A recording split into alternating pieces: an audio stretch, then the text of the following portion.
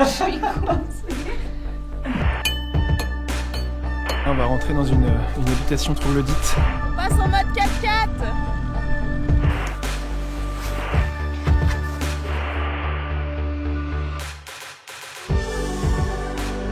Nous sommes Léna et Jérémy et nous voyageons en 4x4 aménagé depuis fin octobre 2021. Nous partageons notre tour du monde en vidéo en espérant pouvoir t'inspirer et pour te dévoiler le quotidien d'une telle aventure.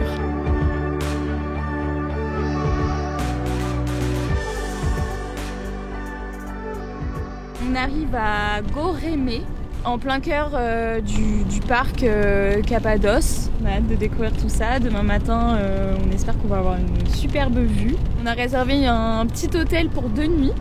En nous indiquant les lieux à visiter, l'hôtelier nous apprend que les montgolfières s'envolent dans le ciel, à condition que les vents ne dépassent pas les 10 km/h. Rapidement, nous nous rendons au restaurant pour de nouveau apprécier la cuisine turque. Je me brûle.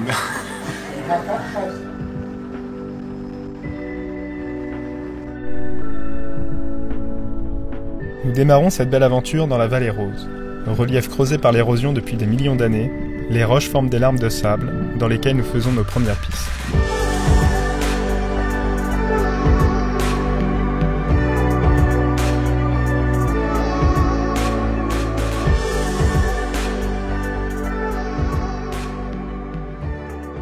Nos premiers pas dans le Cappadoce, c'est irréaliste.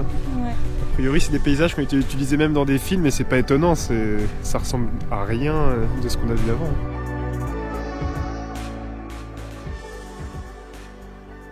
Donc là, on est dans une ancienne habitation troglodyte. Ils ont vraiment fait ça de manière très intelligente, surtout dans les villes souterraines. On va te montrer ça après. Elena, elle est subjuguée là, elle est passionnée. Regardez là, une enfant. On est en train de suivre Google Maps pour se rendre à un point de vue et ça nous fait prendre une espèce de piste un peu flippante. Après cette première balade, on continue notre exploration dans de petites vallées perdues. Hello! Nice to meet you. Oh, this is the mini bar. Mini bar. Thank you very much. Thank you, Mehlut. Thank you. Il est trop gentil, il nous a apporté des pommes, le monsieur. Nous discutons avec ce monsieur adorable qui cultive des pommes et sert le thé que l'on appelle ici le chai. Et il nous apprend quelques mots turcs. Puis, nous poursuivons notre petite expédition dans des tunnels de tuf. Il faut que l'on te parle de notre lieu de résidence, Gorem. Entouré de paysages féeriques, tu peux y réaliser de belles balades. À cheval, en quad, en chameau, à pied en t'aventurant dans les habitations troglodytes, et bien sûr en montgolfière. Ces grands ballons colorés qui font la réputation internationale de la Cappadoce. Le lendemain de notre arrivée, les paysages sont recouverts de neige et quelques montgolfières se devinent derrière l'épaisse brume hivernale. Les cheminées de fées fument, les lieux deviennent alors magiques.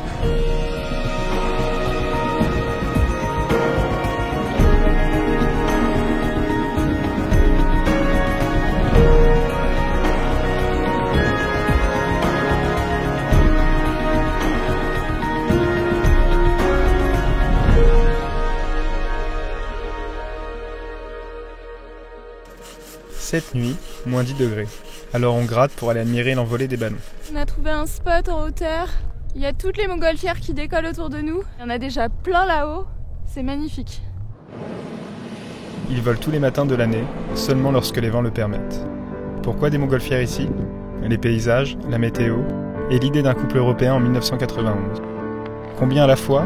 Jusqu'à 170 simultanément autour des vallées. Le soleil vient de se lever. C'est magique. Tous les matins, on va se trouver un nouveau spot. J'arrive même plus à parler, j'ai la mâchoire paralysée. Ouais, il fait super froid. On s'est couvert ce matin, mais on a trouvé un spot. On est tout seul.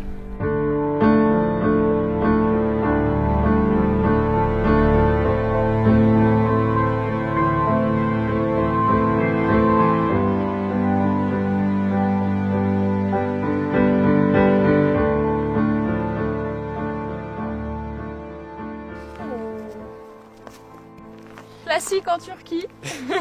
Partout où on va, il y a toujours des chiens pour nous accueillir. Il y a toujours de l'amour à donner. Oh, regarde. Oh. Bon, franchement, ça vaut le coup, hein. On n'est pas monté dans les montgolfières parce qu'on se restreint un petit peu au niveau des activités payantes et ça reste un certain coût, même si c'est beaucoup moins cher qu'en France. Mais juste le fait de pouvoir les admirer d'en bas, c'est super chouette. Là, on va rentrer à la voiture, on va se réchauffer, on va boire un bon thé chaud. Oh là là, c'est trop joli. Le froid, ce phénomène souvent blâmé, mais qui sait pourtant si bien sublimer les paysages.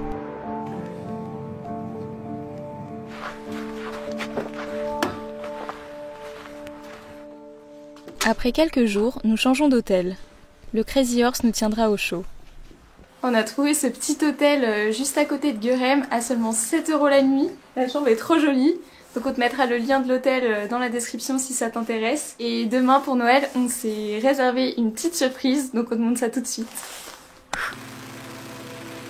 Il fallait que l'on te parle encore de ballon, car c'est le jour de Noël et nos amours de parents nous offrent un tour en montgolfière. Ciel parfaitement dégagé, nous y sommes propulsés par les flammes à quelques centaines de mètres du sol. Les pilotes communiquent entre eux par talkie-walkie pour éviter les collisions.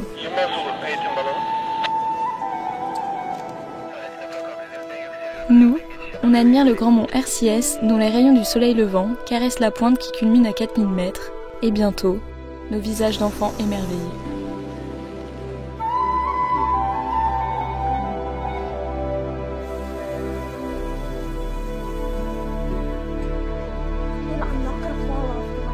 Flottant au-dessus des plateaux enneigés, la lumière noie les vallées de la Cappadoce d'un voile doré.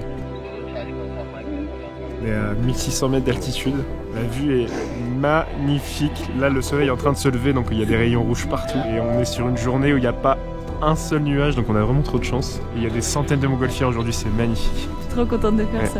Je suis comme une enfant.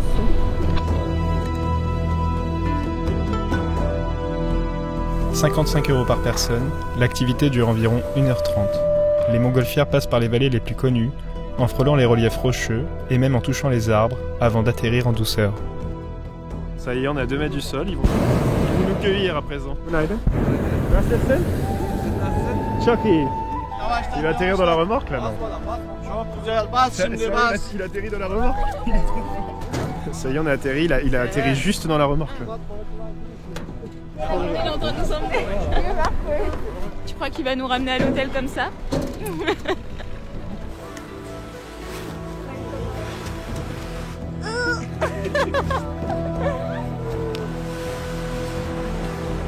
La petite coupe de champagne qui nous attend.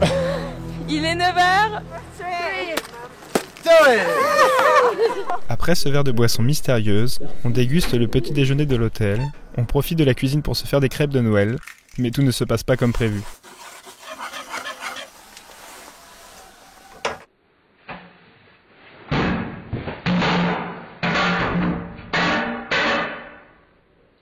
Putain, on a pété la poêle, bro. Tu as pété la poêle. Putain, la crêpe, elle est morte.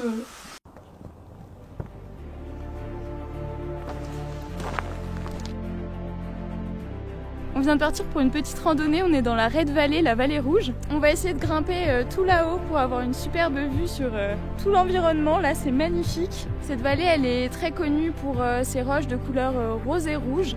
Ça grimpe là, on n'est plus habitué. Ça va nous décrasser les rotules. On se retrouve là-haut.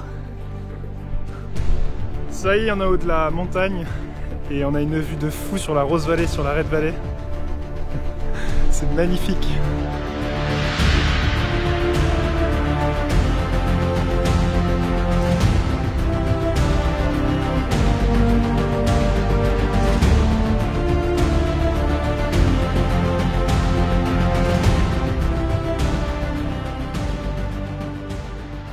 On va continuer nos visites. Maintenant, on va essayer de se promener au milieu de ces roches pour les voir d'un petit peu plus près. Oh là, on a failli avoir une chute en direct. Ces reliefs en tuf sont le fruit de 8 millions d'années d'activité volcanique. Les coulées de lave successives se devinent dans les couches de roches dont la couleur dépend de leur composition et de leur densité. Elles sont plus ou moins friables en fonction de la température à laquelle elles ont été consolidées. Plus celle-ci aura été élevée, et plus la roche sera solide. C'est pour cela que certaines d'entre elles sont en forme de champignons, la tête étant plus résistante que le reste. Ça y est, on est dans la vallée rouge, on peut se perdre donc on va faire attention. Ici apparemment il y a plein de petites maisons troglodytes, d'églises troglodytes, donc creusées dans la pierre. On aimerait bien en trouver une qu'on cherche. Attends-moi Fred! J'en ai trouvé une, viens! Et là je crois qu'on est dans une reconstitution d'un village troglodyte. Et ils ont fait une petite chapelle, puisqu'à l'époque en fait c'était pas des musulmans qui étaient là comme on pourrait croire, mais c'était que des chrétiens, parce qu'ils étaient chassés par l'Empire romain, qui étaient polythéistes. Et du coup ils se cachaient ici, et ils ont fait des églises, des habitations. Et là à l'entrée de l'église il y a des tombes, j'ai l'impression. Les petites églises elles sont certainement pas de l'époque, comme les roches sont friables et que c'est sans cesse construit, déconstruit et rénové, et puis aussi ça bouge avec l'érosion. Mais on a un petit peu une idée de ce que pouvaient faire les habitants de ces lieux à l'époque. Alors cette vallée rouge, c'est génial, c'est vraiment grand. Franchement je pense qu'on peut y passer la journée facilement. C'est vrai qu'il y en a qui vivaient là. Tout est filmé. Et c'est vrai qu'on va te montrer dans les villes souterraines, mais il y avait des gens qui y habitaient, des fois jusqu'à 6 voire 8000 personnes dans la même ville souterraine, et ils sortaient quasiment jamais quoi.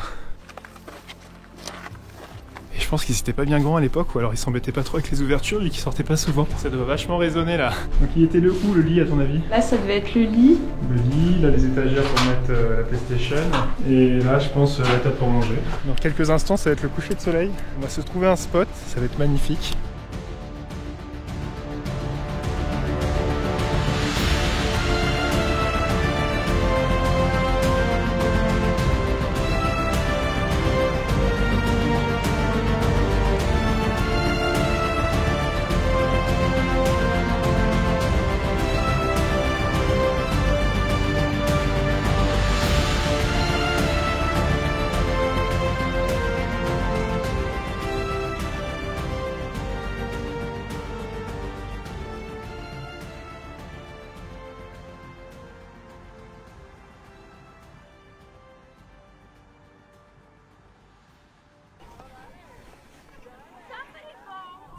Là on est dans la vallée de l'imagination, d'Evren Valley.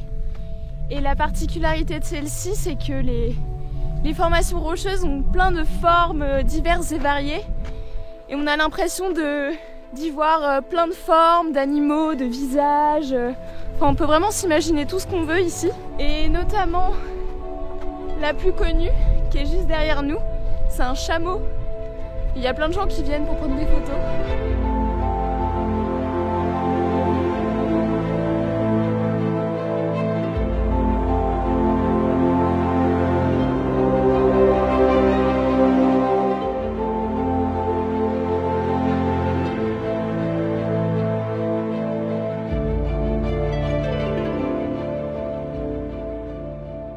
En mode 4x4.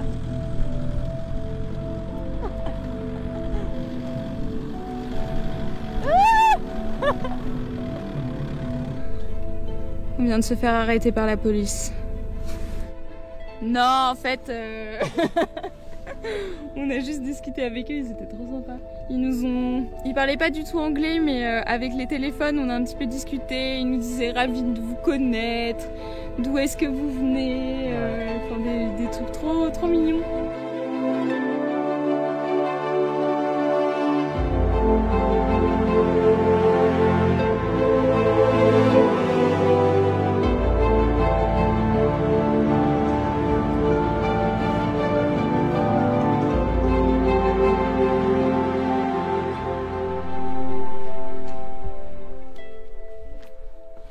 Bon, il fallait qu'on te parle du mont RCS quand même, qui nous impressionne. On dirait une grande dame blanche qui domine toute la vallée et tout le Cappadoce. Et en fait, c'est une montagne qui fait presque 4000 mètres d'altitude.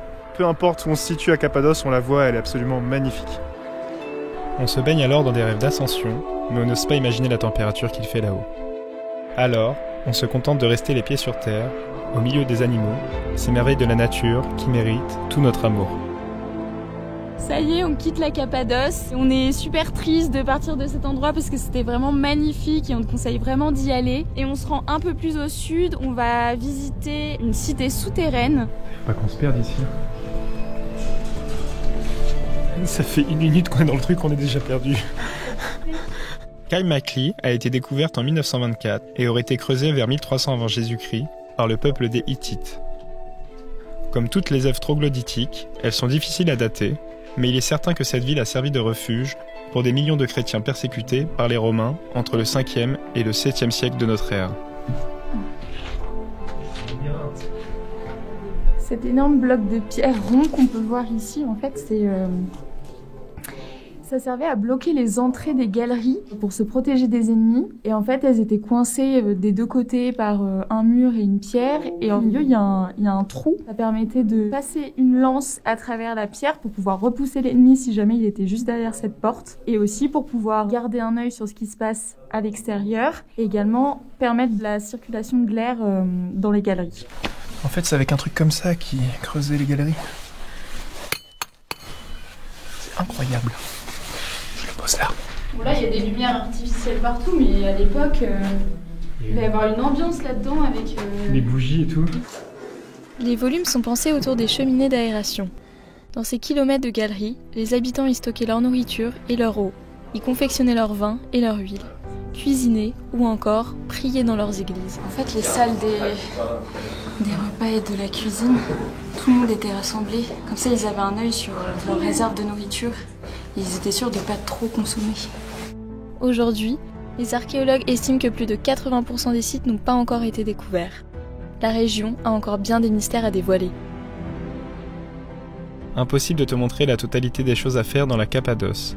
Les possibilités sont infinies et on aurait pu te parler de la très célèbre Love Valley, des villes à visiter ou encore des musées. Mais nous te laissons une part de mystère afin que tu puisses découvrir cette région surprenante si tu décides de t'y rendre. Dans la prochaine vidéo, nous fêtons le Nouvel An à Antalya avec des dizaines de voyageurs exceptionnels. Feux de camp, récits de voyage, partage et baignade dans la mer rythmeront ce séjour. Nous ferons également de l'urbex dans un énorme complexe hôtelier abandonné. Si tu as aimé, n'hésite pas à t'abonner et à donner tes impressions dans les commentaires. C'est ce qui nous motive à partager nos aventures. À bientôt!